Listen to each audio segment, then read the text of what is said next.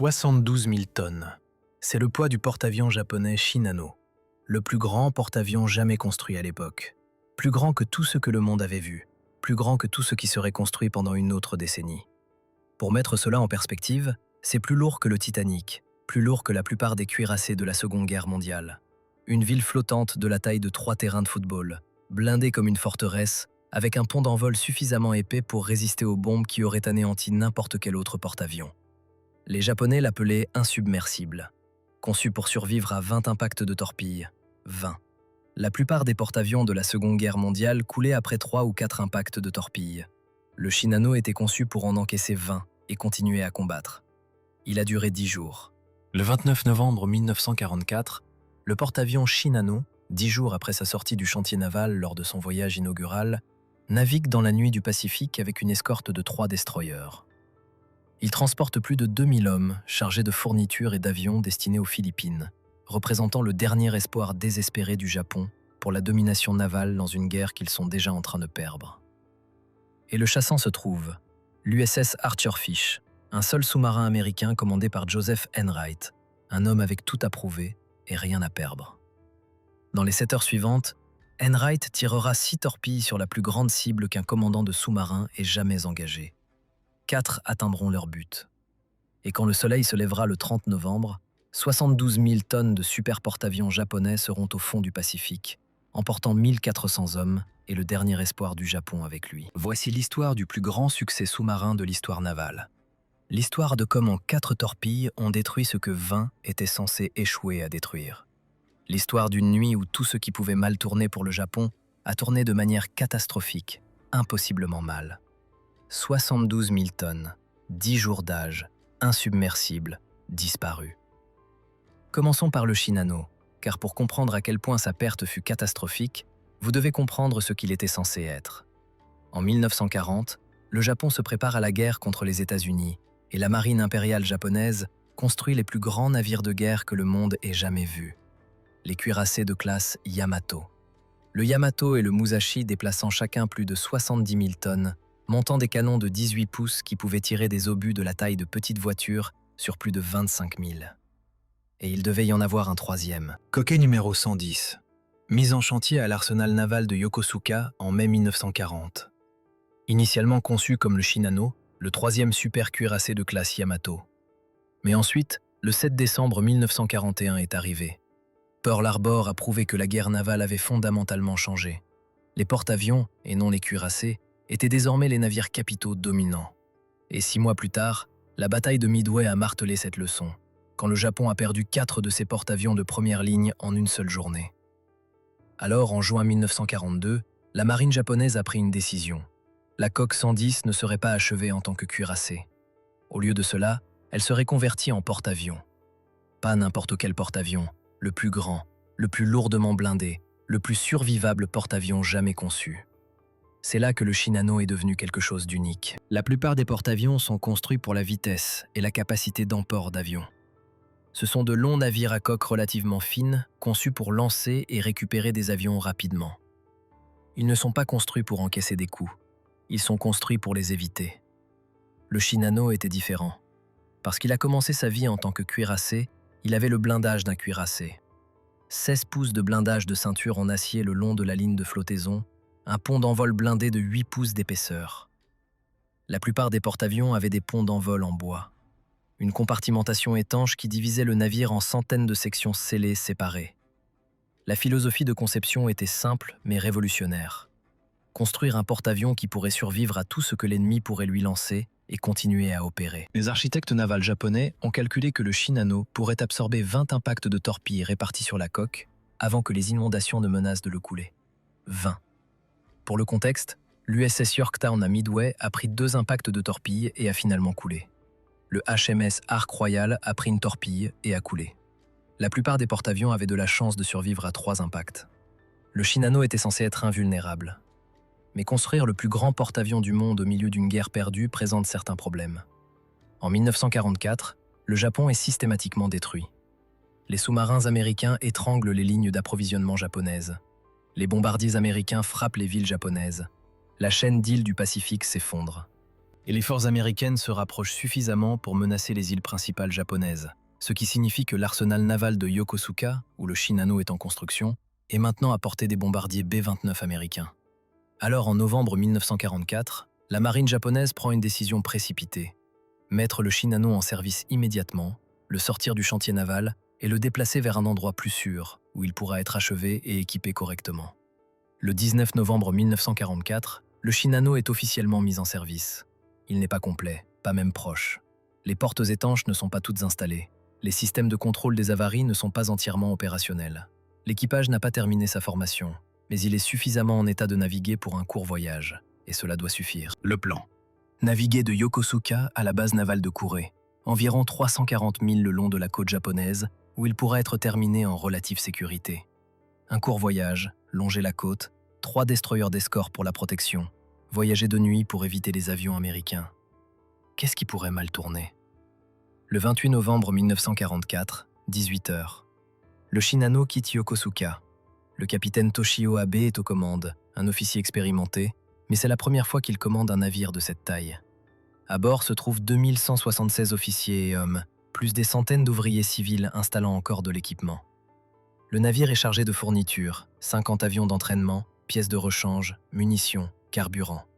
Il ne transporte pas encore son groupe aérien opérationnel. Ceux-ci seront assignés une fois qu'il atteindra Kure. Les destroyers d'escorte prennent position. Isokaze, Yukikaze et Hanakaze. Des navires de guerre expérimentés qui ont survécu à de multiples batailles. Leur travail, protéger le porte-avions géant pendant son voyage inaugural vulnérable. Le Shinano sort de la baie de Tokyo dans le Pacifique, maintenant 18 nœuds, suivant un schéma en zigzag pour se rendre plus difficile à cibler. Sur la passerelle, le capitaine Abe se sent confiant. Son navire est le porte-avions le plus lourdement blindé jamais construit. Il longe la côte japonaise où les sous-marins américains opèrent rarement. Ils ont des destroyers d'escorte chassant activement les menaces, et ils voyagent de nuit quand les attaques de sous-marins sont les plus difficiles. Ce que le capitaine Abe ne sait pas, c'est qu'à 200 milles de vent, l'USS Archerfish vient de faire surface pour recharger ses batteries, et il est directement sur le chemin du Shinano. Maintenant, parlons du commandant Joseph Enright, car l'histoire du naufrage du Shinano est aussi l'histoire d'un homme avec tout à prouver. Le 28 novembre 1944, l'USS Archerfish, sous-marin SS-311, est en sa 5e patrouille de guerre. C'est un sous-marin de flotte de classe Balao, 312 pieds de long, déplaçant 1500 tonnes en surface, 2400 tonnes en plongée, rapide, fiable et armé de 10 tubes lance-torpilles, 6 à l'avant, 4 à l'arrière. Et le commandant est Joseph Enright, âgé de 35 ans, un homme qui, de son propre aveu, chasse la rédemption. Voici pourquoi. En mai 1943, Enright commandait un sous-marin différent, l'USS Dace, en patrouille dans le Pacifique, et il a eu ce que les sous-mariniers appellent une opportunité en or. Son sous-marin a rencontré un porte-avions japonais avec une escorte minimale, position de tir parfaite. Portée idéale, un tir qui aurait dû être automatique. Et Enright a tiré et a raté, non pas à cause de la malchance, non pas à cause d'une défaillance de l'équipement, parce qu'il a mal calculé la vitesse de la cible et a tiré au mauvais moment. Chaque torpille est passée inoffensivement devant ou derrière le porte-avions. La marine américaine ne relève pas les commandants pour une seule erreur. Mais Enright a été retiré du DAS et a passé des mois dans des affectations administratives pendant que d'autres commandants de sous-marins accumulaient des succès et gagnaient des médailles. C'est le genre d'échec qui hante un officier de marine. Le tir que vous avez raté, l'opportunité que vous avez gaspillée, l'ennemi qui s'est échappé parce que vous avez fait une erreur. Mais la marine a donné à Enright une seconde chance. En mars 1944, il a reçu le commandement de l'USS Archerfish et il est en patrouille depuis, chassant méthodiquement les navires japonais, déterminé à prouver qu'il mérite de commander un sous-marin de flotte. En novembre 1944, Enright a fait de l'Archerfish l'un des bateaux les plus efficaces du Pacifique. L'équipage lui fait confiance. Le bateau fonctionne bien, mais il n'a pas eu le grand succès, le genre de victoire qui efface les échecs passés et forge une réputation. Cela est sur le point de changer. Le 28 novembre 1944, 20h48. L'Archerfish navigue en surface au sud-est de la baie de Tokyo, rechargeant ses batteries après une journée passée en plongée. La navigation en surface est risquée, mais nécessaire. Les sous-marins diesel électriques, comme l'Archerfish, fonctionnent sur batterie en plongée, mais ces batteries doivent être rechargées régulièrement en faisant fonctionner les moteurs diesel. Et les moteurs diesel ont besoin d'air, ce qui signifie faire surface. C'est une nuit claire, mer calme, bonne visibilité, ce qui est à la fois bon et mauvais pour un sous-marin. Bon parce que vous pouvez voir les menaces arriver, mauvais parce que les menaces peuvent vous voir aussi. Et puis l'opérateur radar signale un contact. Contact radar au cap 090, distance 25 000 yards. 25 000 yards, environ 12 000 nautiques. Et c'est un gros contact. Plusieurs navires se déplaçant rapidement, se dirigeant vers le sud-ouest le long de la côte japonaise. Enright arrive sur la passerelle en quelques secondes. Il lève ses jumelles, scrutant l'horizon. Et puis il les voit. 4 navires, 3 navires plus petits, des destroyers, clairement des escortes. Et au centre, quelque chose de massif.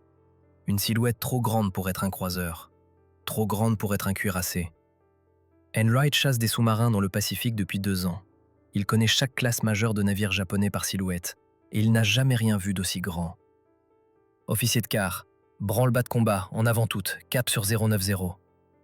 Les klaxons de l'Archerfish retentissent dans tout le bateau. Les hommes se précipitent au poste de combat. Le sous-marin bondit en avant. Les moteurs diesel rugissent à puissance maximale, essayant de se mettre en position d'attaque. Mais il y a un problème. La cible est rapide. Le radar trace le contact à 18 à 20 nœuds, plus rapide que l'Archerfish ne peut gérer en surface. Et il zigzague, changeant de cap toutes les quelques minutes pour déjouer les attaques de sous-marins. C'est le scénario cauchemardesque de chaque commandant de sous-marin. Vous avez trouvé une cible massive et importante, mais elle se déplace trop vite et manœuvre trop bien pour que vous puissiez l'attraper. Mais Enright a un avantage, il connaît ses eaux, il connaît les routes côtières japonaises et il peut prédire où cette cible va. Navigateur, tracez un cap d'interception. Supposez qu'il se dirige vers le détroit de Ki, calculez où ils seront dans 3 heures. Le détroit de Ki, le passage entre les îles de Honshu et Shikoku est la porte d'entrée de la mer intérieure et des principales bases navales du Japon. Si c'est un navire capital se dirigeant vers la sécurité, c'est là qu'il va. Enright prend sa décision. Au lieu de poursuivre directement la cible, il va foncer en avant, positionner l'Archerfish sur le chemin projeté de la cible et attendre. C'est un pari calculé. S'il se trompe sur la destination de la cible, il perd le contact et gaspille l'opportunité. S'il a raison, il sera parfaitement positionné pour une attaque. Pendant les 4 heures suivantes, l'Archerfish fonce vers le sud à vitesse maximale. Les moteurs diesel forcent, essayant de devancer la cible tout en restant en surface pour maintenir la vitesse. Et pendant tout ce temps, Enright pense à mai 1943, au porte-avions qu'il a raté, aux tirs qu'il a gaspillés, à la réputation qu'il essaie encore de reconstruire. Il ne va pas rater cette fois. Le 29 novembre 1944, 0h10, juste après minuit, l'Archerfish fonce vers le sud depuis plus de 3 heures, et Enright commence à remettre en question sa décision. Ils ont perdu le contact radar avec la cible. Ils naviguent sur des hypothèses et des calculs. Et si ces hypothèses sont fausses, ils ont gaspillé une nuit entière à chasser des fantômes. Et puis la voix de l'opérateur radar brise la tension. Contact au cap 270, distance 12 000 yards. Ils sont de retour. Le pari d'Enright a payé. La force opérationnelle japonaise est exactement là où il l'avait prédit. Naviguant vers le sud-ouest, vers le détroit de Ki. Et maintenant, l'Archerfish est devant eux en position parfaite. Officier de plongée, descendez à profondeur périscopique. Préparez tous les tubes. Préparez-vous à l'attaque. L'Archerfish glisse sous la surface, s'équilibrant à profondeur périscopique environ 60 pieds. Les protocoles de navigation silencieuse prennent effet. L'équipement non essentiel est éteint. L'équipage se déplace prudemment pour minimiser le bruit. Le bateau devient un fantôme, dérivant silencieusement dans le Pacifique sombre, attendant que la cible vienne à lui. Enright lève le périscope, et pour la première fois, il a une vue claire de ce qu'il a chassé. Bon sang. À travers le périscope, Enright voit quelque chose qui ne devrait pas exister. Un porte-avions si massif qu'il fait paraître tous les autres navires qu'il a jamais vus comme des jouets. Le pont d'envol s'étend sur près de 900 pieds, plus long que 3 pâtés de maison. La superstructure en îlot s'élève comme une montagne, et la masse pure de la coque déplace l'eau d'une manière qui crée une vague d'étrave visible même dans l'obscurité. Enright a étudié les silhouettes de tous les porte-avions japonais. Il connaît l'Akagi, le Kaga, le Shokaku, le Zuikaku, tous les porte-avions qui ont combattu à Pearl Harbor et à Midway. Ce n'est aucun d'entre eux. C'est quelque chose de nouveau, quelque chose que les rapports de renseignement n'ont jamais mentionné. Un super porte-avions. Ce qu'Enright ne sait pas, ce qu'il ne peut pas savoir, c'est qu'il regarde le Shinano, le plus grand porte-avions jamais construit, le secret naval le plus étroitement gardé du Japon. Un navire si classifié que même la plupart des officiers de marine japonais ne savent pas qu'il existe. Mais Enright n'a pas besoin de connaître son nom. Il a juste besoin de le couler. Le problème, il est rapide, il manœuvre, et il a 3 destroyers d'escorte qui recherchent activement des sous-marins. Attaquer une cible de cette taille avec une protection de destroyer est incroyablement dangereux. Les destroyers sont équipés de sonars, de grenades sous-marines et de tactiques ASM agressives. S'ils détectent l'Archerfish avant que les torpilles ne soient lancées, le sous-marin devient la cible. Enright doit se rapprocher à moins de 3000 yards pour un tir optimal, mais pas si près que les destroyers le détectent au sonar. Cap sur 240, en avant un tiers, préparez les tubes 1 à 6. L'Archerfish manœuvre lentement, silencieusement, se positionnant pour un tir. L'ordinateur de données de torpille, l'ordinateur analogique mécanique qui calcule les solutions de tir, reçoit des informations. Vitesse de la cible, cap, distance, angle sur la proue. Mais il y a un problème. La cible continue de zigzaguer. Toutes les quelques minutes, le Shinano change de cap, doctrine anti-sous-marine standard. Chaque changement de cap invalide la solution de tir et force Enright à recalculer. C'est l'art de la guerre sous-marine. Pas seulement lancer des torpilles, mais prédire où se trouvera la cible lorsque les torpilles arriveront. Les torpilles se déplacent à environ 45 nœuds. La cible se déplace à 18 nœuds. Vous tirez là où la cible sera dans 90 secondes, pas là où elle se trouve maintenant. Si vous vous trompez, vous gaspillez des torpilles et alertez les escortes. Si vous avez raison, vous coulez la plus grande cible qu'un sous-marin ait jamais engagée. Pendant 40 minutes, Enright traque le Shinano, suivant ses zigzags, calculant son cap de base, attendant le moment parfait. L'équipage est silencieux, tendu. Tout le monde sait que c'est la grande occasion. Le genre de cible qui se présente une fois dans une carrière, si jamais. Et puis Enright le voit. Le Shinano termine un zigzag et se stabilise sur un nouveau cap. Pendant les prochaines minutes, il sera sur une trajectoire droite et prévisible. C'est le moment. Relèvement final et tir. Préparez les tubes 1 à 6. L'équipe de contrôle de tir effectue les calculs finaux. Distance 1400 yards. Vitesse de la cible 18 nœuds. Angle sur la proue 70 degrés tribord. Salve de torpilles dispersées avec un léger angle entre chaque arme pour maximiser la probabilité de toucher.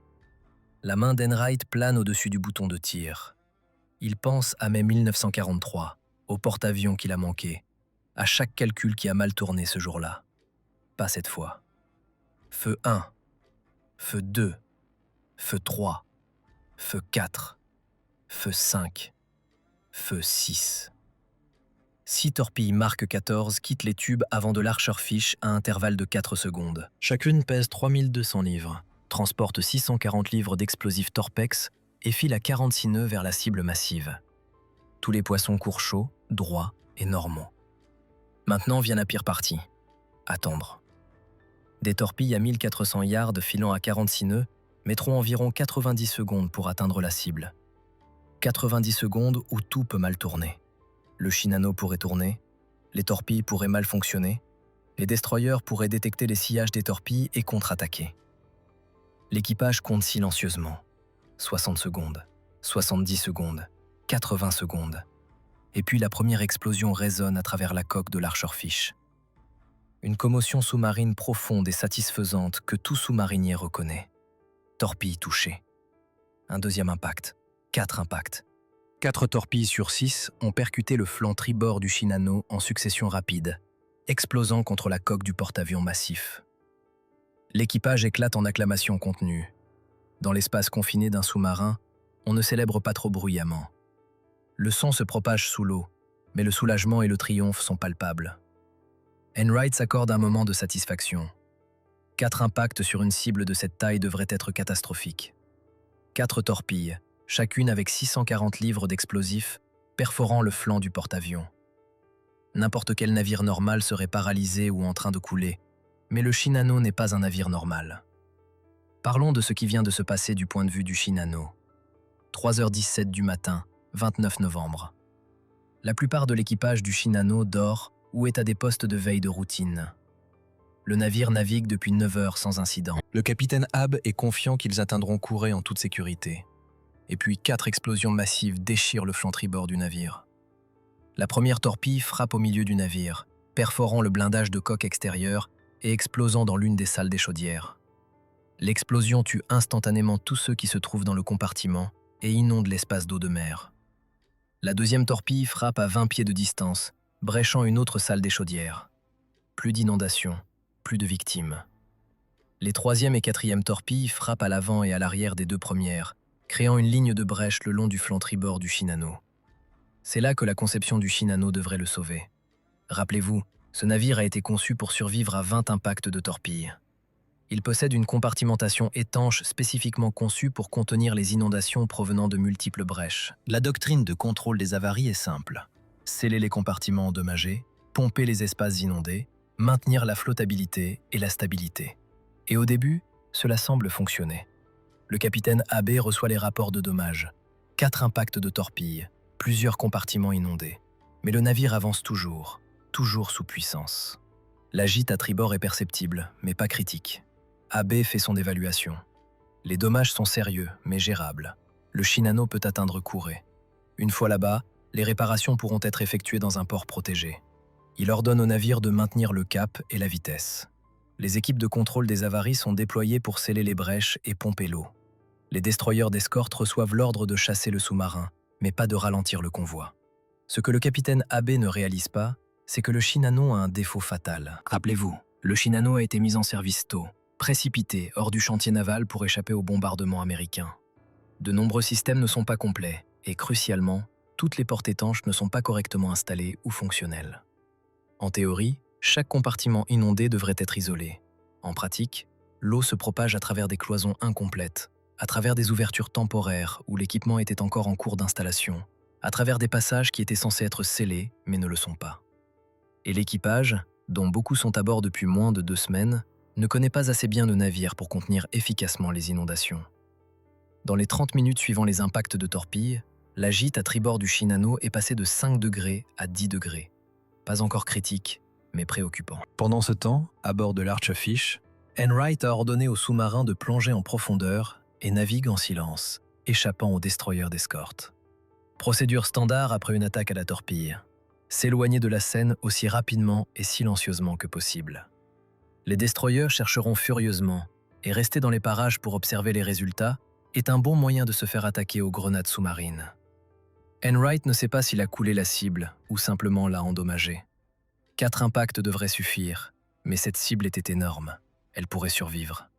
Tout ce qu'il peut faire, c'est attendre, échapper et espérer. De retour sur le Shinano, la situation se détériore. 4 heures du matin, 1 heure après l'attaque à la torpille, la gîte est passée à 12 degrés. Les pompes fonctionnent à capacité maximale, mais elles ne peuvent pas suivre les inondations. L'eau se propage maintenant à des compartiments qui n'ont pas été initialement touchés. Le capitaine Abe commence à réaliser la gravité de la situation. Il ordonne à tout l'équipage disponible de participer aux efforts de contrôle des avaries. Le personnel non essentiel est déplacé vers le côté bâbord pour contrebalancer la gîte. La vitesse est réduite à 15 nœuds pour minimiser la pression de l'eau sur les brèches, mais ce n'est pas suffisant. 5 heures du matin, 2 heures après l'attaque. La gîte est maintenant de 15 degrés. Le Shinano penche visiblement à tribord. Les inondations ont atteint les salles des machines. La production d'énergie est compromise. Les pompes commencent à tomber en panne. Et puis l'impensable se produit. Les inondations atteignent les réservoirs de stockage de carburant d'aviation avant. Carburant d'aviation. Des milliers de gallons d'essence hautement inflammable destinés aux avions du porte-avions commencent à fuir dans les compartiments inondés. Le carburant flotte au-dessus de l'eau de mer, se répandant à travers le navire, créant une atmosphère toxique et explosive. Les membres d'équipage dans les compartiments inondés commencent à s'évanouir à cause des vapeurs de carburant. D'autres vomissent à cause de l'odeur chimique écrasante. Et tout le monde sait ce qui se passe s'il y a une source d'ignition. 6 heures du matin, 3 heures après l'attaque, gîte 18 degrés. Le capitaine Abe prend la décision la plus difficile de sa carrière. Le Shinano ne peut pas être sauvé. Les inondations sont incontrôlables. La gîte s'aggrave. Le navire chavirera dans quelques heures. Et si les vapeurs de carburant s'enflamment, le navire entier pourrait exploser. Il ordonne les préparatifs pour abandonner le navire. 7 heures du matin, 4 heures après l'attaque à la torpille. L'aube se lève sur le Pacifique et le Shinano est en train de mourir. La gîte a atteint 23 degrés. Le porte-avions massif penche tellement à tribord que marcher sur le pont est difficile. L'équipement glisse à travers les compartiments. Les hommes s'accrochent aux rambardes pour rester debout. Et le navire s'enfonce plus bas dans l'eau à mesure que davantage de compartiments sont inondés. Le capitaine Abe donne l'ordre d'abandonner le navire à 7h30 du matin. Mais abandonner un navire de cette taille avec plus de 2000 hommes à bord n'est pas un processus simple. Beaucoup de canaux de sauvetage n'ont pas été correctement installés. Rappelez-vous, le navire a été précipité hors du chantier naval incomplet. Les radeaux de sauvetage doivent être lancés manuellement, et la gîte sévère rend presque impossible le lancement de bateaux depuis le côté bâbord. Les hommes commencent à sauter dans l'eau, certains avec des gilets de sauvetage, d'autres sans. Les 3 destroyers d'escorte s'approchent pour récupérer les survivants, mais ils ne peuvent pas s'approcher trop près. Si le Shinano chavire, l'aspiration pourrait entraîner les navires proches vers le fond. 9h du matin, 6 heures après l'attaque, la gîte du Shinano a atteint 30 degrés. Le pont d'envol est maintenant incliné comme une colline escarpée. Le navire massif bascule sur son flanc. Le capitaine Abe est toujours à bord, avec des centaines de membres d'équipage qui n'ont pas pu descendre à temps. Il y a une tradition dans le service naval. Le capitaine coule avec son navire. Mais Abe connaît son devoir. Survivre pour rapporter ce qui s'est passé, pour témoigner de la perte, pour aider à prévenir de futures catastrophes. Mais il est peut-être trop tard. 10h18 du matin, 7 heures après l'attaque à la torpille, le Shinano chavire. Le porte-avions massif bascule complètement sur son flanc tribord, le pont d'envol faisant maintenant face à l'eau. Pendant un moment, il flotte là sur le côté comme une baleine échouée. Les hommes piégés à l'intérieur du navire sont projetés contre les cloisons. L'eau se précipite par toutes les ouvertures, inondant des compartiments qui étaient encore secs quelques secondes auparavant. Les sons à l'intérieur du navire mourant sont décrits par les survivants comme infernaux. Métal hurlant, eau se précipitant et cris d'hommes piégés. Et puis le Shinano commence sa plongée finale. La poupe se soulève hors de l'eau tandis que la proue descend. Les énormes hélices, hautes de 3 étages, tournent lentement dans l'air. Et puis, avec un son comme un tonnerre lointain, le plus grand porte-avions jamais construit glisse sous la surface. 10h57 du matin, le Shinano a disparu. Sur les 2176 hommes à bord, 1435 sont morts. Certains se sont noyés dans des compartiments inondés. Certains ont été piégés lorsque le navire a chaviré. Certains sont morts dans l'eau, épuisés, incapables d'atteindre les navires de sauvetage.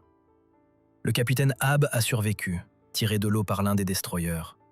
Il passerait le reste de sa vie hanté par la perte de son navire et de ses hommes. Maintenant, parlons de ce que cela signifiait pour le Japon. Le Shinano n'était pas juste un autre porte-avions. C'était un symbole, la preuve que le Japon pouvait encore construire des super-armes, encore rivaliser avec la puissance industrielle américaine, encore renverser le cours de la guerre. Et il avait disparu en 10 jours. La perte était si catastrophique, si embarrassante, que le gouvernement japonais l'a classifiée au plus haut niveau. Même après la fin de la guerre, de nombreux citoyens japonais ne savaient pas que le Shinano avait existé et avait été coulé. Les familles des morts ont été informées que leurs proches étaient morts dans des accidents d'entraînement ou des opérations classifiées. Pour les Américains, le naufrage était une aubaine massive en matière de renseignement. Une fois qu'ils ont compris ce qu'ils avaient coulé, rappelez-vous qu'Enright ne savait pas ce qu'il avait touché. Il savait que c'était un grand porte-avions, mais il ne pouvait pas l'identifier. Lorsque l'Archer Fish est retourné à la base et a déposé son rapport de patrouille, le renseignement naval était sceptique. Vous avez coulé un porte-avions de 72 000 tonnes, le plus grand porte-avions jamais construit, un porte-avions sur lequel nous n'avons aucun renseignement. Bien sûr, commandant. Il a fallu des mois d'analyse, de communications japonaises interceptées et de dossiers d'après-guerre pour confirmer que l'USS Archer Fish avait coulé le Shinano, le plus grand navire de guerre jamais coulé par un sous-marin, un record qui tient encore aujourd'hui. Joseph Enright a reçu la Navy Cross, deuxième seulement après la Medal of Honor. Son équipage a reçu des distinctions, et la réputation d'Enright n'a pas seulement été restaurée, mais cimentée, comme l'un des plus grands commandants de sous-marins de la guerre. L'échec de mai 1943, le porte-avions qu'il avait manqué, a été effacé par le succès de novembre 1944. L'Archer Fish a continué les patrouilles de guerre jusqu'à ce que le Japon se rende en août 1945. Il a survécu à la guerre, a finalement été désarmé et coulé comme cible en 1968. Mais sa légende perdure. Le sous-marin qui a tué le géant, le bateau qui a coulé l'insubmersible.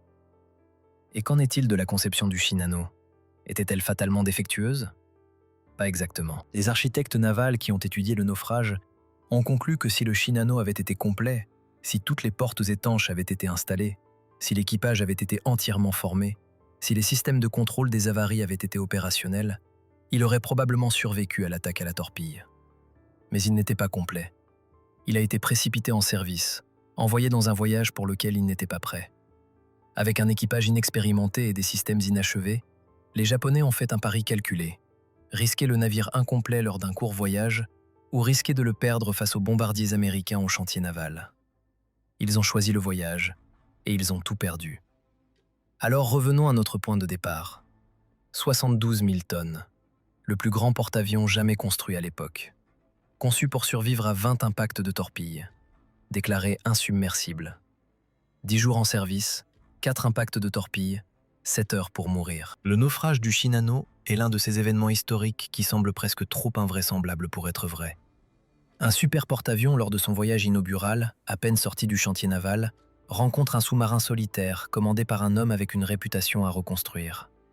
Un tir parfait, 4 impacts sur 6 torpilles. Et le plus grand navire de guerre jamais coulé par un sous-marin va au fond avec 1435 hommes. Mais ce n'est pas seulement une histoire de chance, c'est une histoire de préparation rencontrant l'opportunité. Enright n'est pas simplement tombé sur le Shinano, il l'a traqué pendant des heures, a prédit son cap, a positionné son sous-marin parfaitement et a fait compter chaque calcul. C'est aussi une histoire sur le pouls de la précipitation.